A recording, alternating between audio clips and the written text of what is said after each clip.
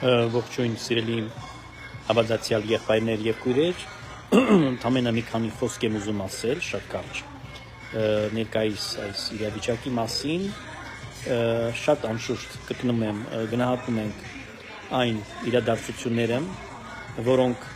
Հայաստանում տեղի են ունենում արտաքին քաղաքականության հետ կապված, սա ողջունելի գործընթացներ են, բարենպաստ մեր պետականության եւ մեր քաղաքացիների շահերից բխող, ես սա ուզում եմ ընդգծել, որ անմիջապես բոլոր այն ուժերը, ովքեր որ դիտակցում են, որ երկրին անհրաժեշտ են այս գործընթացները, որոնք ներկայիս կառավարությունը աստորեն կյանքի է կոչում եւ քայլ մեր երկիրը եւ մեր պետականությունը զորացնում ու զարգացնում է, ուրեմն եթե նրանք ուզում են թեկուզ ընդդիմադիր որպես լինել ազգային ժողովում ներկայացված, նրանք ապա պիտի ողջունեն եւ պետք է շատ բարձր գնահատեն այս ամենը, ինչ որ տեղի է ունենում, մասնավորապես վերջի շրջանում։ Ես ուզում եմ իհարկե շնորհակալություն հայտնել մեր պետության թե առաջին դեմքից եւ թե բոլոր այն անձերից, ովքեր որ մեր երկրի մեջ կարողանում են ուրեմն մտցնել այդ մտածելակերպը պետական, քանի որ պետական մտածելակերպ ունեցող մարդը միայն կարող է մտածել պետական շահերից ելնելով, պետք է մտածեն պետական ձևով, պետք է սովորեն մտածել պետական ձևով եւ պետք է մտածեն պետական ձևով, այդ դեպքում միայն կարողանա մեր երկիրը իսկապես դուրս գալ բոլոր ճգնաժամային իրավիճակներից։ Սա առաջին արձանագրումը, որ ուզում եմ անել, երեք տեսնում եք, հանգարում էին չկարողացանք որոշ բաները, հետո ես լսեցի իմ ետերը եւ տեսա, որ շատ բաներ կիսատ մնացին, այսինքն չլսվեց ուղղակի, ռմբակոծում էին եւ ուրեմն սիրելի ժողովուրդ, ես ուզում եմ նաեւ ասել այն կարևոր արձանագրումը, որ երեք ասեցի եւ այսօր պիտի ընդգծեմ։ Տեսեք, բոլոր այդ գործընթացները սերտորեն կապված են նաեւ մեր ներքին կյանքի հետ, այսինքն ներքին կյանքը խաթարված է ինչի շնորհիվ, որ ներքաղաքական իրավիճակն են սրել։ Ամբողջ շրջանում Նիկոլ Փաշինյանի իշխանության շրջանը լեփլեցուներ տարբեր ներքաղաքական զարգացումներով չեն հանգիստ թողնում, որպեսզի մարդիկ աշխատեն։ Ամեն ինչին պիտակ են փակցնում, անուն են դնում եւ ամեն ինչի դեմ պայքար են տանում։ Սա վկայում է ուղղակի, որ այս մարդիկ պետական մտածելակերպից զուրկ են։ Նրանք չեն ցանկանում ունենալ բարեկեցիկ պետություն։ Նրանք չեն ուզում, որ բարեփոխումներ լինեն երկրում, որտեղ երկիրը բարեփոխումների կարիք ունի եւ փառք Աստծո,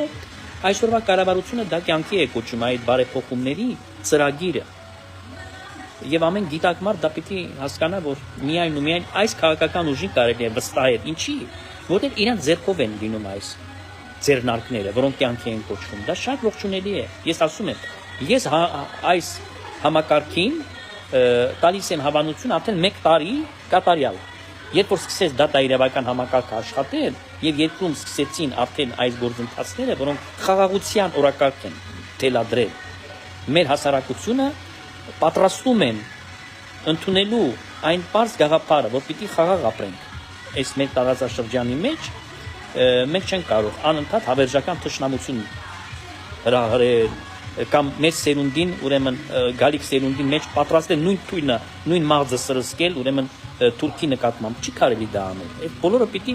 վերանայել, սա շատ կարևոր է։ Իհարկե, չմոռանալով անցյալի էջերը, պետք է անցյալը հիշես, բայց չի նշանակում, որ ներկան եւ ապագան պետք է կերտես անընդհատ այդ ուրեմն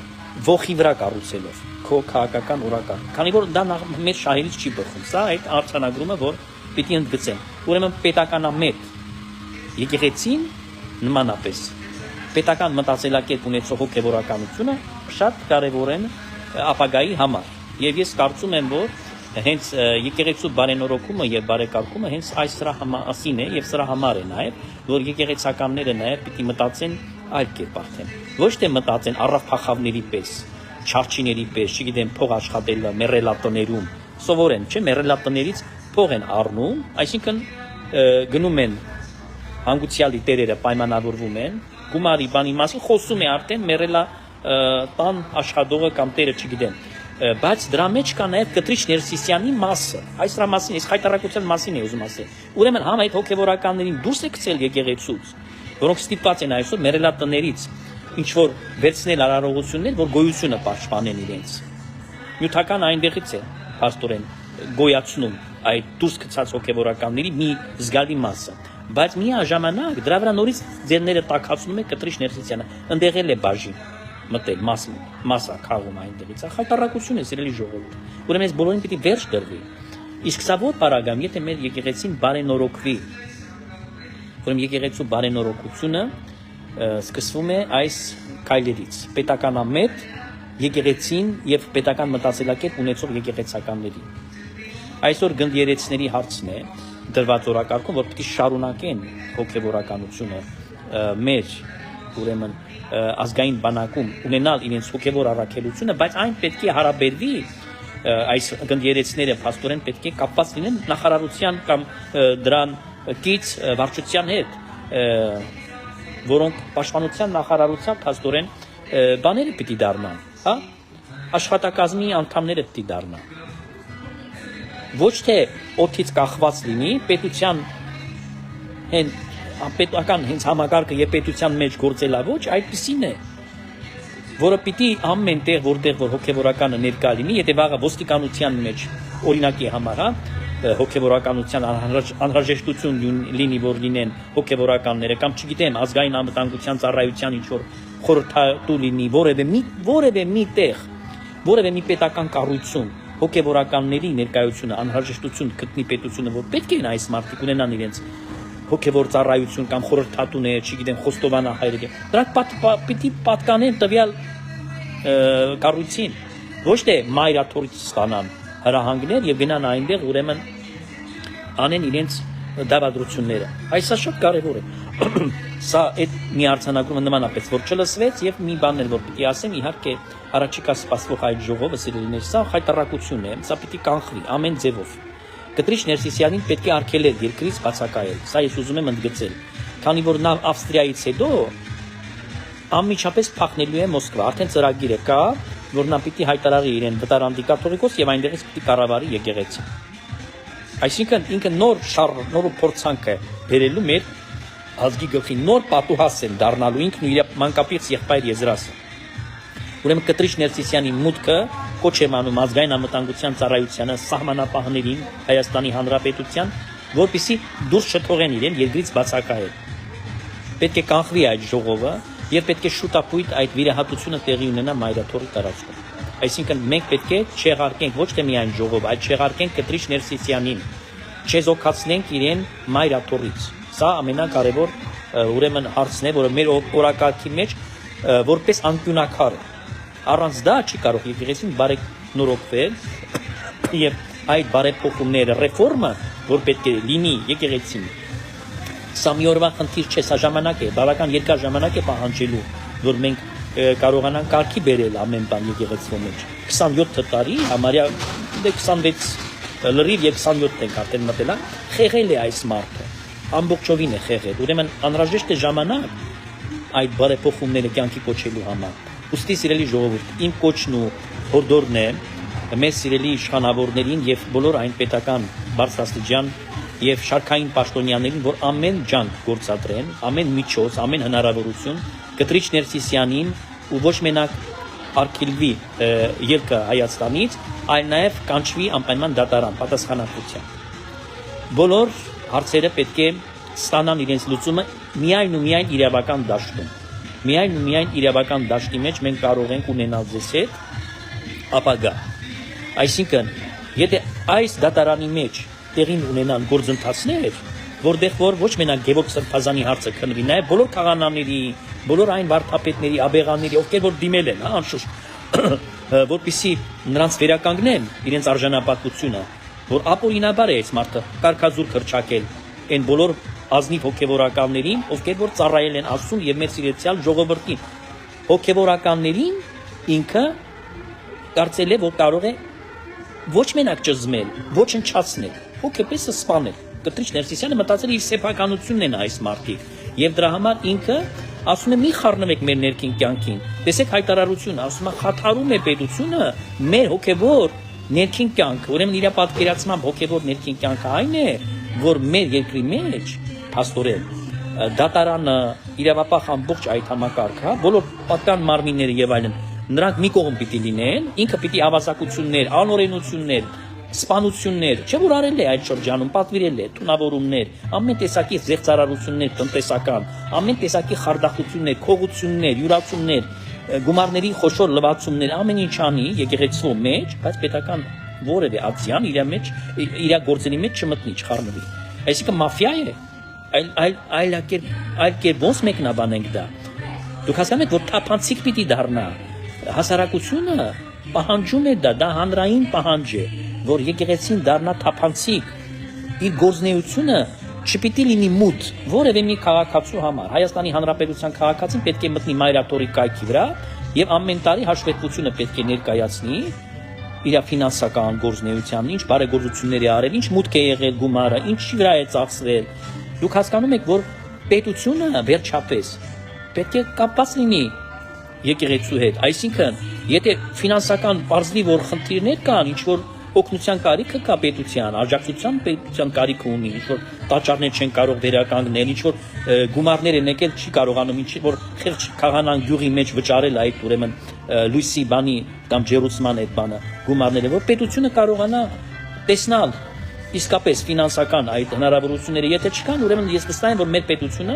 զեղչ կանի, կօգնի եւ կկարողանան ուրեմն այս հարցերը նաեւ համատեղ կարգով լուծել։ Այսինքն ես կարծում եմ, որ ոչ միայն գնդերեցները պետք է պետական աշխատավարձ ստանան, ընդհանրապես մեր հոգեվորականությունը, քահանայությունը, որը պիտի ծառայի այս հասարակությանը, հայ ժողովրդին պետք է ծառայեն։ Նրանք պետք է պետությունից գումար առնեն, պատշաճ գումար պիտի առնեն եւ հետ այսու բոլոր ծեսերը լինեն անվարձահայտույց։ Մարդ եթե մի բան ցանկանում է անձնապես նվիրել ծրարի մեջ ինչ-որ, այո, դա պիտի լինի նվիրատվության պես, բայց ոչ թե պարտադրանք, ոչ թե այն գումարը, որ առանց դրա չի լինի որևէ արարողություն։ Այսինքն չի կարող մկրտությունը փողով լինել, չի կարող պսակադրությունը փողով լինել, չի կարող թաղումը փողով լինել, կոնկրետ գումարներ նշանակված լինեն։ Սա պետք է լինի նվեր, զուտ, ցանկություն։ Եթե մեկը հնարավորություն չունի, ինչու՞ չպիտի ստանա այդ նույն օգնությունը եկեղեցուց։ Այսինքն, եթե քահանաները աշխատավարձ ստանան, Հայաստանի քահանաների մասին է խոսքը, կապլիցի, եթե ասենք մենք ծառայենք Սփյուռքին մեջ, սրանց մասին չենք խոսում։ Մենք խոսում ենք կոնկրետ շատ Հայաստանի քահանաների մասին, որոնք Հայաստանի Հանրապետության քաղաքացիներն են, ծառայում են Հայաստանի եկեղեցիներում, հետևաբար Հայաստանի ժողովուրդը պիտի ազատված լինի այս պարտադիր գումարների վճարումներից։ Ես կարծում եմ, սրա շուրջ պետք է բանակցություններ լինեն պետական համակարգի հետ։ Անհրաժեշտություն է սրելի ժողովուրդ եւ կարծում եմ, որ այս բոլոր հարցերի պատասխանը պետք է մենք սպառիչ ստանանք պետական պաշտոնյաներից։ Երեք լսեցի Նիկոլ Փաշինյանը շատ ճիշտ մոտեցումով, ուրեմն ընդգծեց շատ կարևոր կետերը, թե ինչ խնդիրներ են առհասարակ առաքելական եկեղեցին, որ շեղվել է իր ուղիղ վարդապետությունից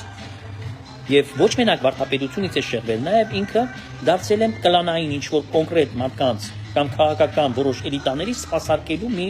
փաստորեն բանի է դարձել, հա, ինչ-որ մի կառույցի մաֆիոս, որը կոնկրետ մարդկանց ինչ-որ շահերն է սպասարկում։ Եկեղեցու խողովակով նորից փողեր են ինչ-որ անհայտ գալիս, երևի ներքաղաքական process-ները հրահարելու Հայաստանում, նախընտրական շրջանում։ Սրան էլ պիտի շատ լուրջ անդրադառնա։ Ես վստահ եմ, որ պետք է իրավապահ համակարգը պետք է դրսևորի շատ լուրջ մոտեցում նաև այս հարցի վերաբերյալ եւ պետք է բանկային բոլոր հաշիվները վերահսկողության տակ պահեն։ Ինչ մուտք է, ինչ ելք է Էջմիածնի հաշիվը, որ կառավարում են այս մարդիկ իրենց փաստորեն կարողա թերորի համար, կարողա չգիտեմ ինչ փողեր են այնտեղ ստանում եւ ինչի համար են նրանք ծախսում։ Այսինքն պիտի նրանք հաշվետու լինեն։ Դրա համար պիտի թափանցիկ գործնեություն ծավալեն, հա, ֆինանսական, հաշվապահությունը, բան, այս բոլորը պիտի հանրությանը պետք է հաշվետու լինի բանավոր հոտի առաջ։ Եվ այդ ժամանակ ոչ մի հարցեր որևէ մեկի մոտ չի կարող առաջանալ։ Այս այն պահանջն է, ես ուղղակի պահանջում եմ։ Գիտեք, եթե մարդը մաքուր է, եթե ինքը զեղծարարություններ չի գործում, ինքը ուզում է, որ դա այդպես լինի։ Իսկ եթե խարդախ է, եթե ինքը սև մութ գործերի մեջ է, իհարկե իրան ձեռ չի տալիս։ Իհարկե ձեռ չի տալիս։ Նմանապես պիտի տոտալ ստուգում լինի ամբողջությամբ։ Ես խնդրում եմ պետական համապատասխան կառույցներին բոլորը ստուգեն։ Հաշվապահությունից սկսած, վերջացած թանգարաններով, մատենադարանով, ամեն ինչով, ինչ որ Էջմիածնին է պատկանում, ինչ որ այդ տարածքում է, բոլոր գանձերից սկսած, բոլոր արժեքավոր, ուրեմն այդ իրերից վերջացած, հա, սրբություններից եւ այլն։ Այս ամենը պիտի ստուգվի։ Պետք է ամենը նաեւ կազմվի ցուցակագրվի եւ 2-3 օրինակ պիտի լինի։ Մեկը ես կխնդրեմ ազգային ժողովում լինի։ Մեկը պիտի լինի անպայման երևի կառավարության մեջ եւ մյուսը պետք է լինի նաեւ եկեղեցում։ Այսինքն 2-3 օրինակ պետք է լինի։ Կառավարությունը, ազգային ժողովը եւ բանը անպայման պետք է լինի։ Եվ իհարկե ինչու՞ չէ գուցե եւ Էջմիածնում վաղար շաբաթում քաղաքապետարանն էլ կարող է, համայնքապետարանն էլ կարող է դա պատճեն ունենալ։ Որպեսզի մենք իմանանք ինչ կա եկեղեցու մեջ, ինչ կա առաջ, ինչ կա հիմա, այսինքն ինչ է գողացել նա։ Չէ՞ որ հաղորդումները ես տվել եմ։ Ես ուզում եմ, որ դա բացվի վերջապես այդ գծիկը։ Վերջապես դա բացվի։ Եվ իհարկե սիրելի ժողովուրդ, նաև ուզում եմ, որ թափանցիկ դառնա, նաև մեկ այլ բան։ Հոգևորականները, իհարկե, այսօր բոլորն էլ ես նկատի ունեմ այդ կուսակրոնության ֆեյք հասկացողության հետ մեր ժամանակներում պրոբլեմ ունեն, թափանցիկ պետք է դառնա։ Եթե նրանք ամուսնացել են, հա, իհարկե խոսքը չի գնում կաթոլիկոսի մակարդակի վրա, մնացյալ բոլորը։ Ուրեմն որպեսզի վերանայվի դրանց կարգավիճակը։ Սա պետք է բարենորոգվի։ Մենք չենք կարող խաբեբայությամբ առաջնորդել հայ քրիստոնյա ժողովրդին, չենք կարող։ Եթե դու կուսակրոնության ուղղը խախտել ես ինչ որ շրջանում, ուրեմն դա պետք է ինչ որ ձև բարենորոգման պես հարցը պիտի իր լուծումը ստանա։ Մենք չենք կարող թաքցնել այդ կեղտոտ անկողինը։ Սա պիտի վերջապես դրա վերջը պիտի ունենա։ Եվ կարծում եմ պետք է լինի, իհարկե դա իմ բանն է, մոտեցումն է, սա ես կարծում եմ պետք է ժողովի մեջ, պետք է ավելի այսպես ասած լուրջ ուսումնասիրեն, բայց ես ենթադրում եմ, որ ամուսնացյալ եպիսկոպոսներ պիտի լինեն եւ պետք է լինեն կուսակրոն եպիսկոպոսները։ Սա իմ պատկերացումն է։ Որտեղ կան քահանաներ, ես պարզ եմ ասում, ովքեր ի վիճակի են առաջնորդել ինչ որ թեմ։ Ի վիճակի են։ Ունեն այդ ջիղը ղեկավարական եւ այլն, ինչու պիտի այդ պարագայում դուժի այն քահանան, որ ամուսնացել է, ինչու չպիտի նա արժանանա եպիսկոպոսությանը։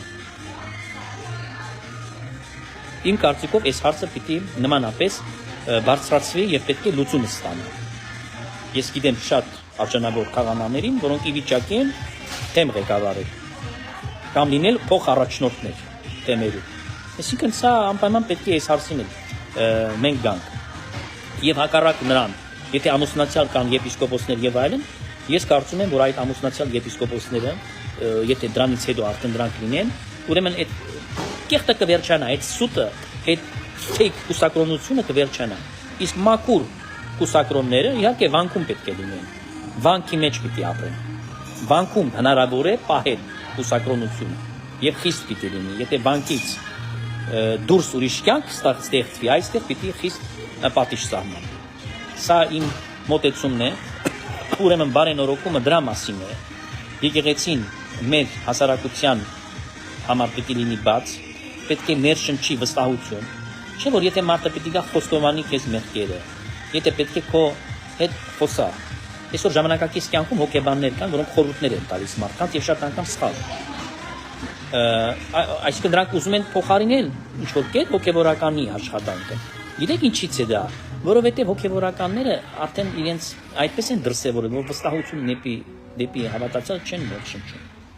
Չեն ներշնչում։ Ինչպես կարող ես պատմես քո մեղքերը անձնական մի հոգեբորականին, որը պիտի պատկերացնի դրանից հետո ինքը գնալու է տարածի դա եւ կտրիչին էլ է պատմելու։ Գնալու է պատմի կտրիչին։ Մասխարակ պիտի դասնեն, ծիծաղի առարկա պիտի դասնեն։ Այս բոլոր հարցերը կան։ Այսինքն մեր եկեղեցին վարկաբեկված է։ Սա մեծ դժբախտություն է ամեն մեկիս։ Եվ ես պիտի վերականգնենք։ Ուղղակի պիտի